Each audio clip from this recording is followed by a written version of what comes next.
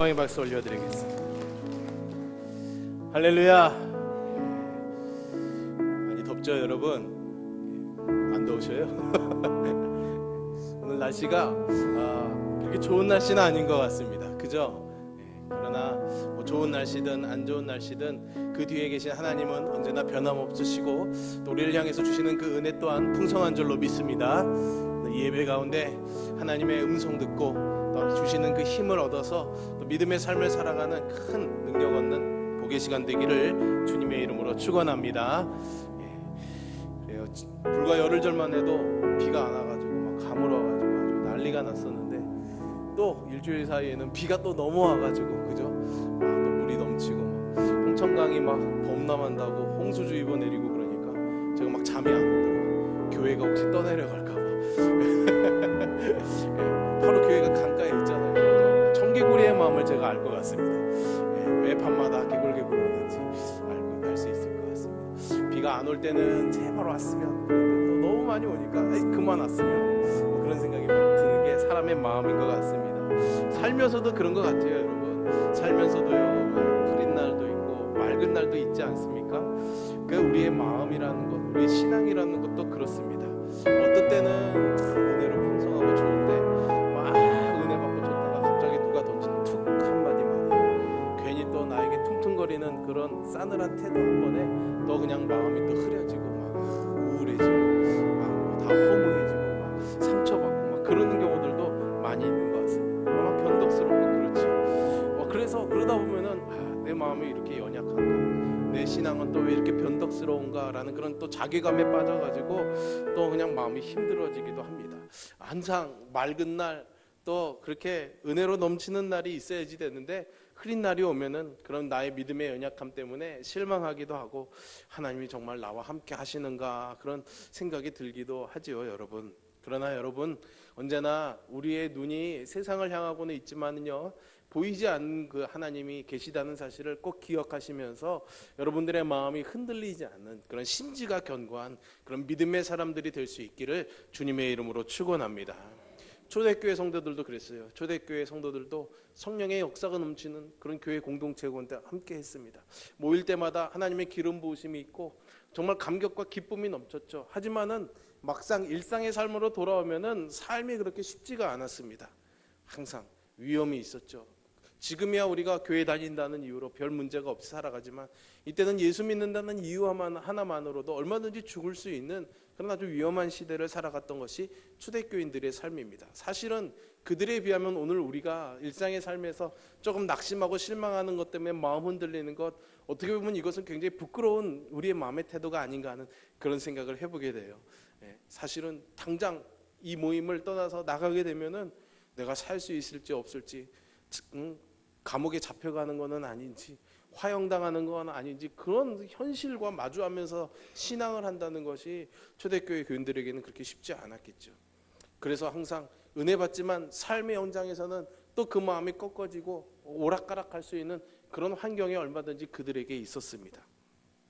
오늘 우리가 있는 이 누가복음의 말씀은 예수님이 계실 때 복음을 전하던 사역의 현장의 말씀을 이야기하고 있지만 정작 이 누가복음을 읽고 있던 사람들은 초대교회의 교인들이었습니다. 예수님이 말씀하실 때의 상황과 또 먼 시간이 흘러서 그 예수님을 믿는 초대교회 교인들이 이 말씀을 읽을 수 있을 때의 그 상황을 우리가 좀 두 가지로 그 상황들을 잘 생각하면서 오늘 본문의 말씀을 통해서 어떤 은혜와 하나님의 인도하심을 누릴 수 있을 것인가 한번 생각해 보려고 합니다. 오늘 말씀은요, 예루살렘 성전이 무너진 것을 목격하고 있는 그런 초대교회 성도들, 박해를 경험하고 있는 초대교회 성도들에게 주님이 주시는 희망의 메시지다, 이렇게 말할 수가 있습니다. 오늘 본문의 현장은 예수님께서 이제 사역의 막바지에 이르렀습니다. 마지막 십자가에 달려 죽으시기 위해서 예루살렘에 올라가셨고, 예루살렘에서 명절을 맞아서 모인 많은 사람들에게 마지막 복음을 전하기 위해서 주로 성전을 중심으로 주님의 사역이 펼쳐지고 있을 때였죠. 예수님이 계실 때 당시에 예루살렘에 있던 성전은 헤롯 성전이었습니다. 5절에 보시면 어떤 사람들이 그 성전을 가리켜서 그 아름다운 돌과 헌물로 꾸민 것을 말하매, 이렇게 말하고 있죠. 이 말씀을 보면은 사람들이 성전을 바라보던 시각을 우리가 알 수 있습니다. 돌로 그리고 여러 가지 물질들이 이렇게 들어가서 아름다운 성전으로 꾸며지고 있었던 것이죠. 그것을 예수님에게 사람들이 말하고 있는 겁니다. 우리에게 이렇게 아름다운 성전이 있지 않습니까? 예수님 당시에 이 예루살렘에 있던 성전은 헤롯 성전이라고 불렸습니다. 여러분, 처음 다윗의 시대까지는 모세를 통해서 하나님이 주신 장막, 그 텐트 같은 그런 성막으로서의 하나님의 임재가 있는 예배 장소가 있었고, 그 다음에 처음으로 지어진 성전이 누가 만든 성전입니까? 솔로몬이 만든 성전이죠. 그래서 솔로몬의 성전 이렇게 말합니다. 그러다가 바벨론이 쳐들어와서 성전이 무너지고 포로로 갔던 이스라엘 사람들이 다시 돌아와서 성전을 새롭게 만듭니다. 새롭게 만든 그 성전을 스룹바벨 성전이라고 합니다. 그리고 나서 다시 이 예수님 시대에 와서 헤롯이 다시금 성전을 짓는데 그 성전을 헤롯 성전이라고 이렇게 만들었던 것이, 이름을 했던 것이죠. 헤롯 왕은 이 성전을 만드는 일에 굉장히 공을 많이 들였습니다. 그래서 이 성전을 만드는 기간이 무려 약 80여 년 정도 걸렸다고 해요. 왜 헤롯 왕이 이 성전을 만드는 일에 공을 들였느냐? 하나님을 향한 신앙은 아니었습니다. 솔로몬은 하나님을 향한 신앙을 가지고 아름다운 성전을 건축했습니다. 스룹바벨 성전도 이 포로 생활을 마치고 돌아온 이스라엘이 자신들을 다시금 회복시켜 주시기를 바라는 간절한 신앙을 가지고 성전을 만들었는데, 헤롯 성전만큼은 그런 신앙적 동기가 아니라 정치적인 이유에서 성전이 만들어졌습니다. 왜 그런가 하면요, 이 헤롯 왕은 사실은 유대 가문에 있던 사람들이 아니었습니다. 정통 유대인이 아니었다는 말이죠.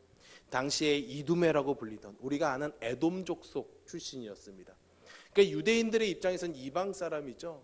그런데 이 헤롯이 정치를 잘해서 로마의 아부를 잘 해가지고 로마의 인정을 받아서 유대 땅의 분봉왕이 되어서 세워지게 됩니다. 그러니까 헤롯은 자기가 다스려야 될 유대인들의 환심을 사야 되죠. 자기가 이방인이었으니까. 그래서 유대인들이 가장 좋아하는 게 뭘까 생각하다 보니까 성전이었습니다. 그래서 성전을 정말 잘 지어주었던 것이죠. 그래서 이스라엘 사람들, 유대인들의 환심을 사고자 했던 것이죠. 그러니 엄청난 시간과 돈, 헤롯의 그런 정성이 담겨져서 이 성전이 얼마나 규모가 어마어마하고 아름답게 지어졌는지 지금은 볼 수가 없지만은 굉장했다라고 전해지고 있습니다. 그래서 성전 외부의 뜰은요, 얼마나 넓고 컸는지 약 한 40만 명이 들어와서 모일 수 있는 공간이 있었다고 합니다. 그렇게 오랜 시간 동안 공을 들여서 지은 성전인데요, 사실은 그 성전이 지금은 남아있지 않습니다. 단지 지금 남아있는 것은 서쪽 벽이라고 불리는 통곡의 벽. 여러분들 이스라엘 뉴스 같은 데 보시면 유대인들이 빵모자 쓰고 벽에 이렇게 기대고 기도하는 장면 가끔 보시지 않습니까? 그게 통곡의 벽입니다. 그 벽만 지금 잔재로서 조금 남아있는 것이죠. 그리고 여러분들이 지금 보시는 이 예루살렘의 이 사진에 보면 가운데 정말 금 지붕을 한 멋진 사원이 하나 세워져 있는데, 그것은 성전이 아니라 사실은 무슬림 사원입니다. 이슬람 사원인 것이죠. 왜 그런가? 헤롯 성전이 사실은 이렇게 80년 동안 정말 견고하고 아름답게 정성을 다해서 지어졌지만은요, 서기 70년경에 로마의 티투스 장군에 의해서 예루살렘을 정벌해 옵니다. 유대인들이 반역을 일으켰다라는 이유로 로마가 정벌을 시작해요. 그때 바로 이 예루살렘 성전이 오늘 예수님이 말씀하신 것처럼 돌 위에 돌 하나도 남기지 아니하고 무너지게 됩니다. 이건 참 허무한 일이었죠. 여러분, 이 헤롯 성전이요, 시기적으로는 BC 19년 정도서부터 AD 63년까지 약 한 80년 동안 지어지게 됩니다. 63년까지 지어져요. 근데 성전이 허물어진 시기가 70년입니다. 그러니까 80년 동안 지은 성전이 불과 10년도 안 돼서 다 허물어져 버리고 만 것이죠. 얼마나 허무한 일입니까? 그렇게 허무한 일이기도 하지만 성전이 무너졌다라는 것은 유대인들에게는요, 굉장히 충격적인 사건이었습니다. 왜 그렇습니까? 유대인들은 성전에 대한 남다른 의미를 갖고 있었기 때문이죠. 유대인들의 신앙은 사실은 성전 신앙입니다. 그들은 성전에 기대어 살았습니다. 왜 그럴까요? 성전은 하나님의 임재가 있는 곳입니다. 유대인들의 정체성, 이스라엘의 정체성은 하나님의 선택받은 민족이라는 것입니다. 그래서 하나님이 자기들과 함께 하시기 때문에 자기들은 망하지 않는다라는 거죠. 하나님이 자기들과 함께 하시기 때문에 자기들은 잘 된다라는 그런 신앙을 갖고 있었습니다. 잘 되고 망하지 않기 위해서는 하나님이 함께 하셔야 했는데 그것을 확인할 수 있는 방법이 성전이었습니다. 성전이 있어야 하나님이 거기 임재해 계시고 그 하나님의 임재가 자기들과 함께 하고 있기 때문에 자기들은 망하지 않고 자기들은 잘 될 거라는 그런 마음을 갖고 있었던 거예요. 그래서 하나님이 임재하시고 계신 성전은 결코 무너지지 않는다. 그래서 우리 민족도 망하지 않는다라는 신앙을 갖고 있었습니다. 그런데 그들의 신앙이 무참하게 깨져버린 아픈 사건이 사실은 오래전에 먼저 한 번 있었습니다. 아까도 말씀드렸지만 BC 587년경에 바벨론이 이 예루살렘을 침공해 와서 이 솔로몬의 성전을 다 무너뜨려 버리고 파괴시켜 버리죠. 그때 유대인들은 너무나 큰 충격을 받았습니다. 결코 무너지지 않을 거라고 생각했던 성전이 무너져 버리고 만 것이죠. 그래서 80년의 포로 생활을 마치고 돌아와서 그래도 하나님이 자기들과 함께 하시고 회복시켜 주신다는 소망을 가지고 성전을 새롭게 지은 것입니다. 유대인들에게 있어서 이 성전이 무너지는 사건은 어떻게 보면 자신들의 신앙적 불순종에 의한 하나님의 심판이었죠. 그래서 유대인들은 이 성전이 무너지는 것을 하나님의 심판으로 생각했습니다. 그런데 오늘 본문의 말씀에서 예수님이 예루살렘에서 사람들에게 뭐라고 말하고 있습니까? 그러니까 어쩌면 예수님이 말하고 있을 때 이 헤롯 성전은 여전히 건축 중이었던 거죠. 건축 중이었던. 만들어지고 있는 성전을 예수님이 뭐라고 하십니까? 돌 위에 돌 하나도 남기지 아니하고 다 무너져 버릴 것이다. 세상에 이것이 말이나 되는 일입니까? 유대인들에게는 이해할 수 없는 일이었죠. 자기들은 이거 하나 믿고 살아가고 있는데 이게 무너져 버리면 어떻게 할 것이다. 왜 예수님이 이 말씀을 하셨을까요? 눈에 보이는 성전은 사라져도 지금 하나님은 이스라엘과 함께 하시다는 것을 말씀해 주고 싶으셨어요. 함께 하시는 하나님이 누굽니까? 바로 이 땅에 오신 예수 그리스도 당신이셨습니다. 내가 너희들과 함께 하고 있지 않느냐.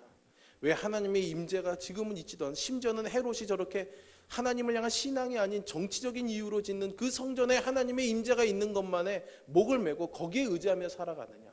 여기 지금 너희들과 함께하고 있는 여호와 하나님, 나 예수 그리스도를 믿어야 되지 않냐. 그러니까 저 성전은 무너져 버리고 말 것이다. 내가 십자가에 죽었다 부활함으로 새로운 성전이 세워질 것이다 라는 것을 주님이 말씀해 주고 계시는 거죠. 그러니까 오늘 이 헤롯 성전의 파괴는 과거의 솔로몬 성전은 심판이었다 할지라도 사실은 오늘 유대인들에게는 하나님의 심판이 아닌 새로운 은혜요, 은혜의 시작이었다 이렇게 말할 수가 있습니다. 그럼에도 불구하고 유대인들은 성전이 무너지면 우리는 하나님께 버림받는 거 아니냐, 심판당하는 거 아니냐라는 그런 생각을 가지고 있었던 것이죠. 여러분들은 어떻습니까? 여러분들이 신앙에 있어서 붙잡고 있는 것이 있습니다. 어떤 과거에 은혜 받았던 기억이기도 하겠죠. 지금 하나님이 나에게 주시는 어떤 은혜의 통로이기도 하겠죠. 왠지 그것이 없으면, 그런 것이 떨어져 나가버리면은 하나님의 심판을 받는 것 같지 않습니까? 왠지 사고나 어떤 위험한 일을 당하거나 어려운 일을 당하게 되면 그것이 하나님의 심판으로 여겨지고 있지는 않습니까? 대부분의 기독교 그리스도인들이 뭔가 어려운 일을 만나면, 뜻하지 않는 재해를 만나게 되면은 오늘 이 예루살렘에 있는 유대인들처럼 하나님이 나를 심판하시는 것은 아닌가, 하나님의 심판이구나 이렇게 생각하는 경향들이 굉장히 많이 있습니다. 예를 들자면요, 여러분 2004년도에 인도양에서 쓰나미가 일어났습니다. 그래서 그때 23만 명이 죽는 아주 비참한 일이 있었죠. 지금 벌써 10여 년이 흘렀지만 아직도 그 쓰나미의 흔적이 이 인도네시아나 태국 같은 곳에 남아있다고 하더라고요. 참 가슴 아픈 일입니다. 그때 가족을 잃은, 집을 잃은 수많은 사람들이 있죠. 근데 그때 그런 일이 일어나고 하니까 어떤 한국교회 설교 강단에서 그 사건을 우상이 판치는 동남아시아를 향한 하나님의 심판이다 이렇게 막 하시는 분이 있었습니다. 모르겠습니다. 그분에게는 그게 그렇게 하나님이 주시는 말씀으로 들렸을지 모르지만, 여러분 솔직히 그렇게 생각하면 우리는 안전합니까? 우리는 편안할 수 있습니까? 우리는 벼락을 1000번도 맞아요. 더 맞아도 할 말이 없는 사람들 아닙니까? 2005년도에는요 미국의 뉴올리언스라는 지역에 태풍 카트리나가 들어보신 기억이 있으시죠? 예, 마치 노아의 홍수 시대처럼 며칠 동안 이 도시 한 전체가 물에 잠겨서 아주 큰 피해를 입은 적이 있습니다. 근데 여러분 그 해에 이 뉴올리언스에요 동성애 축제가 있었어요. 그러니까 어떤 강단의 목사님들이 또 거봐라, 하나님 그런 불순한 일을 하니까 하나님이 심판하시는 거다, 그렇게 경고의 메시지를 전하는 분들도 있었습니다. 그렇게 우리는 자연재해든지 질병이든지 개인이나 가정에 어떤 나쁜 일이 벌어지면 하나님의 심판이다 이렇게 받아들이는 경향들이 많이 있습니다. 그리고 그런 일들이 발생하면 사실은 마음이 불안해지기 마련입니다. 마음이 약해지고 정신이 아주 혼란스럽죠. 그런데요, 사탄은요 그런 틈을 아주 교묘하게 잘 찾아 들어옵니다. 뭔가 불안한 일, 걱정되는 일이 생기면 그것을 틈타고 우리에게 들어와서 하나님을 의지하지 못하게 하죠. 그리고 오히려 그 거짓된 유혹에 섣불리 따라 나서서 멸망의 길을 걸어가게 합니다.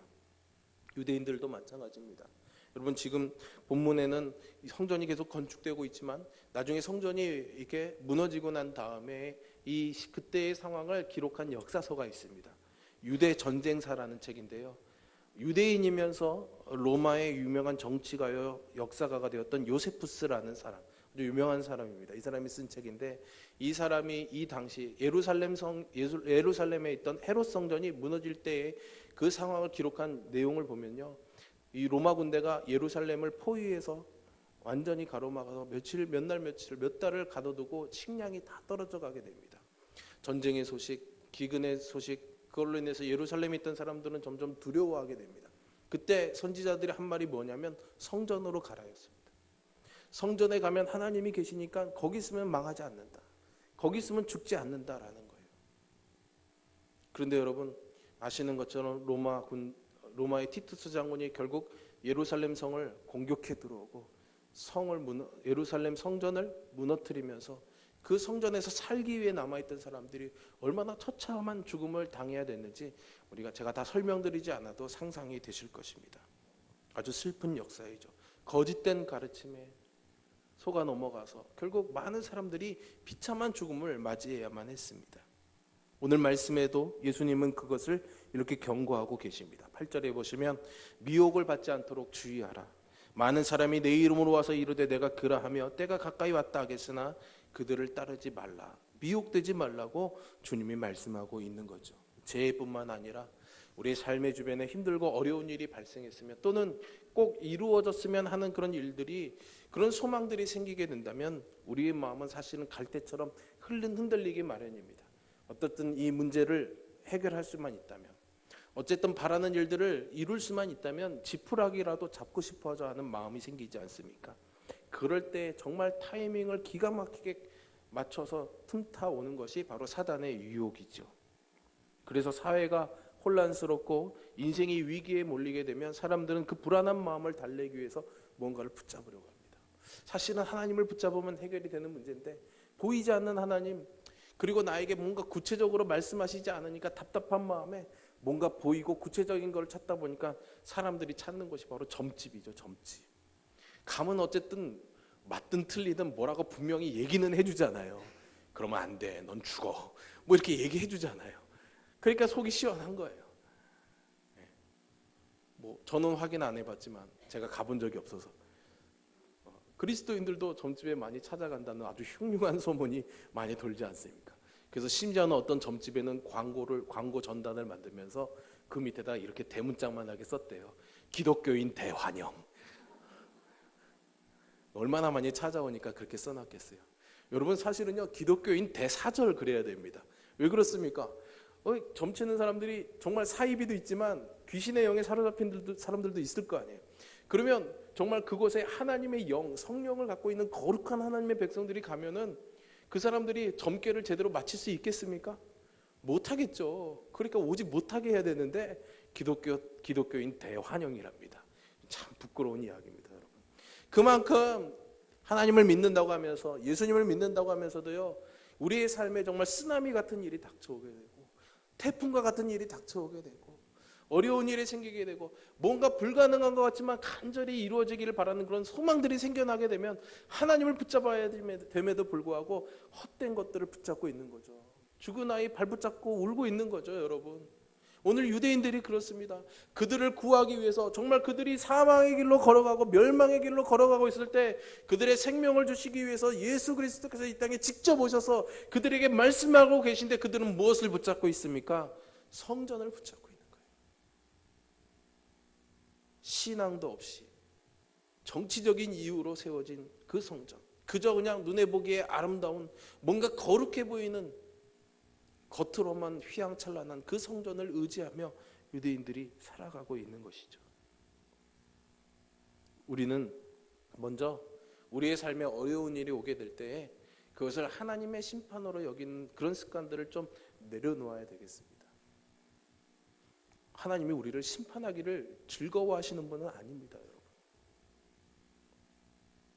예수 그리스도를 주로 고백하고 신실하게 그분을 섬겼던 초대교회 성도들은 자신의 주변에 일어나는 이런 어려운 일들을 하나님의 심판으로 생각하지 않았습니다. 헤롯 성전이 무너진 것을 보고 있던 이 초대교회 성도들은 하나님이 자기들을 심판하시는 것으로 생각하지 않았던 거예요. 자기들을 향해서 고난과 핍박이 다가오고 있는 것을 하나님의 심판으로 여기지 않았다는 것이에요. 오늘 말씀은 초대교인들이 처했던 그 상황을 매우 절망적으로 전하고 있습니다. 성전이 무너졌죠. 그리고 10절부터 보시면 무슨 말이 나옵니까? 민족이 민족을, 나라가 나라를 대적해 일어나겠고 전쟁이 일어나는 전쟁. 곳곳에 지진과 기근, 전염병이 일겠고 천재지변이 일어나는 거죠. 심지어는요, 맨 마지막에 부모와 형제와 친척과 벗이 너희를 넘겨주어 너희 중에 몇을 죽이게 하겠고, 가까웠던 가족이, 친구가 나를 죽이려고 한다는 거예요. 나를 죽이려고. 예수 믿는다는 이유로. 이런 어려운 상황이 있었습니다. 그런데 예수님께서는요, 이런 어려운 상황을 하나님의 심판이라고 말씀하시지 않습니다. 만약 이것이 하나님의 심판이라면 이러한 상황들을 말씀하시고 나서 이 사람들에게 예수님이 뭐라고 말씀하셔야 했겠습니까? 야, 하나님이 너희들 이렇게 심판하실 거니까 빨리 너희 죄를 고백하고 용서를 구해라, 이렇게 말씀하셔야 되지 않았습니까? 근데 오늘 본문은 그렇지 않습니다. 예수님이 오히려 이러한 일이 발생하거든 이 일이 도리어 너희에게 증거가 되리라 말씀하셨습니다. 그리고 약속하셨습니다. 너희 머리털 하나도 상하지 아니하고 너희의 인내로 너희 영혼을 얻으리라 말씀하시죠. 그렇습니다. 우리 주변에 우리의 삶에 발생하는 때로는 이해되지 않는 그런 힘들고 어려운 일들, 우리의 생명을 위협하는 그런 일들은 우리를 향한 하나님의 심판이 아니라 오히려 우리에게 증거가 되는 일인 줄 믿으시기를 바랍니다. 우리의 믿음을 드러낼 수 있는 기회인 거예요. 우리의 믿음을 확인할 수 있는 기회인 것이죠. 그러니까 그런 일들이 발생할 때 우리는 두려워하거나 정신줄을 놓아서는 안 됩니다. 그런 일이 생겨도 두려워하거나 거짓 선지자들을 따라가지 말고요, 하나님이 나의 삶에 함께 하고 계신다라는 것을 분명하게 믿는 것이 아주 중요합니다, 여러분. 그러니까 여러분, 어려운 일이 닥치면 불평해야 하겠습니까?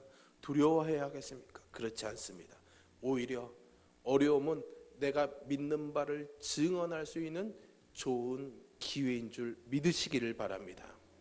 초대교회 성도들에게는요, 그래서 이 박해가 불평의 상황이 아니라 오히려 내가 믿는 바를 증언할 수 있는 기회였습니다.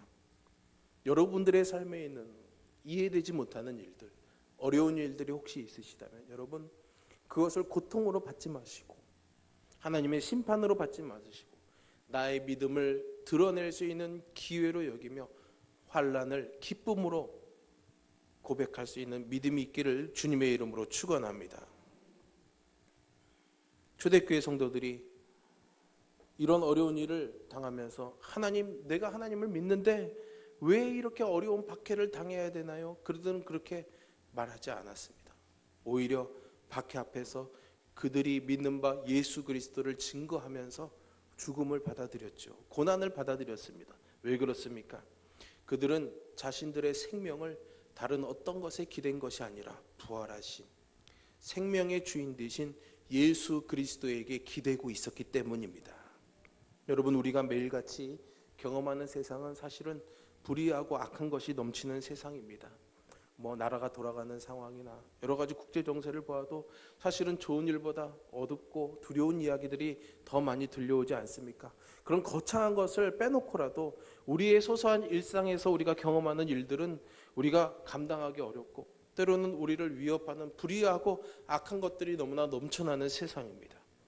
그러면 우리는 무심코 이런 말을 하죠. 하나님 계신데 세상이 왜 이렇게 악한지, 세상에 먹고 살기가 왜 이렇게 힘든지. 그러나 우리가 예수 그리스도에게 생명을 기댄 참된 그리스도인이라면 우리는 이러한 생각의 전환을 가져와야 되겠습니다. 하나님이 계신데 왜 세상이 이렇게 악해가 아니라 세상이 이렇게 악하지만 하나님이 계시니까 다행이다. 내가 그분을 기댈 수 있으니까 다행이다. 이렇게 고백할 수 있기를 바랍니다. 그것이 여러분들의 소망과 희망의 출발점이 될 수 있기를 간절히 소망합니다. 예수님을 믿는다고 하면서도 여러분 여전히 그 성전을 기대어 살아가고 있지는 않습니까? 눈에 보이는 것들을 기대며 살아가고 있지는 않습니까? 나의 가족, 나의 건강, 나의 물질 이런 것들을 기대며 살아가고 있지는 않습니까? 그러나 여러분 이런 것들은 영원한 것이 될 수 없습니다. 아름답게 견고하게 80년 동안 지어진 성전도 10년을 가지 못해서 허물어지고 말지 않았습니까? 세상에 영원한 것은 없습니다. 가까이 했던 나의 의지가 될 것만 같았던 사람들도 나에게서 어느 순간 돌아설지 모릅니다. 부모와 형제와 친척과 벗이 나를 죽이게 넘겨준다고 하지 않습니까? 우리의 건강도 예전 같지는 않지 않습니까? 도대체 우리가 어디에 우리의 생명을 기대어 살아야 하겠습니까? 각자의 삶의 자리에서 우리는 누구에게 말 못할 어려움들을 다 가지고 계실 것입니다. 그것 때문에 때로는 마음이 무겁고 살 의욕도 없을 때도 있겠죠. 그것이 어떠한 것이 되었든 오늘 주님께서 우리에게 주시는 이 말씀의 약속을 통해서 여러분들이 다시금 새로운 힘과 소망을 얻는 역사가 일어나기를 간절히 바랍니다. 여러분들이 지금 삶의 자리에서 겪는 어려움이 도리어 여러분들에게 여러분들이 믿는 바에 대한 증거가 되는 그런 기회가 되기를 간절히 축원합니다. 사도 바울은 로마서 5장에서 이렇게 말합니다. 여러분 한번 성경을 갖고 계시니까요. 로마서 5장의 말씀을 한번 펴보시겠습니까? 로마서 5장 1절부터 4절입니다.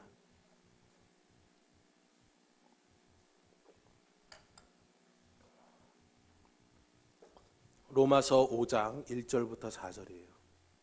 같이 한 목소리로 함께 읽어보겠습니다. 우리가 믿음으로 의롭다 하심을 받았으니 우리 주 예수 그리스도로 말미암아 하나님과 화평을 누리자. 또한 그로 말미암아 우리가 믿음으로 서 있는 이 은혜에 들어감을 얻었으며 하나님의 영광을 바라고 즐거워하느니라.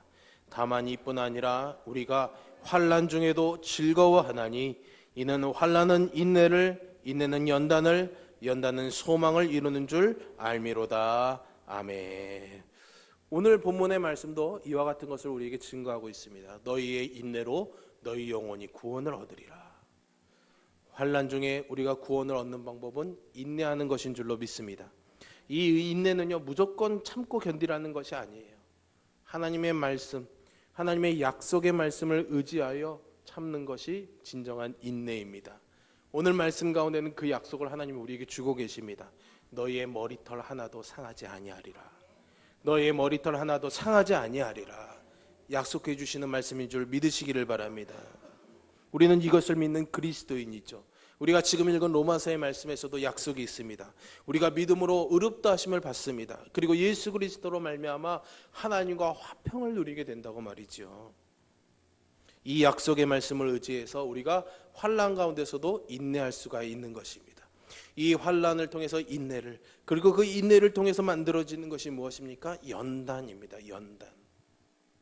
연단이 무엇일까요, 여러분? 이 연단이라는 말을 영어 성경에서는 캐릭터라고 표현하고 있습니다. 캐릭터. 여러분 좀 들어보신 얘기죠? 캐릭터입니다. 우리가 생각하는 연단의 의미와는 이 캐릭터의 의미가 조금 다릅니다. 캐릭터의 의미는 어떤 성품, 인격을 말합니다. 그러니까 환난이 인내를, 그리고 인내가 우리의 뭐를 만들어내요? 인격, 영적인 성품들을 만들어낸다라는 것이죠. 거꾸로 보면 어떻게 인내하는지를 보면 그 사람의 성품과 인격이 드러나기 마련입니다.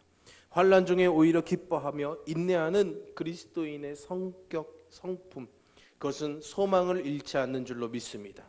왜 그렇습니까? 우리는 부활을 믿기 때문입니다. 그래서 우리들은 다른 어떤 것에 생명을 기대어 살지 않고 영원하고 인자하신 하나님께 생명을 기대어 살기 때문에 인내를 통한 그리스도인의 아름다운 성품을 만들어내는 삶을 살게 되는 줄로 믿습니다.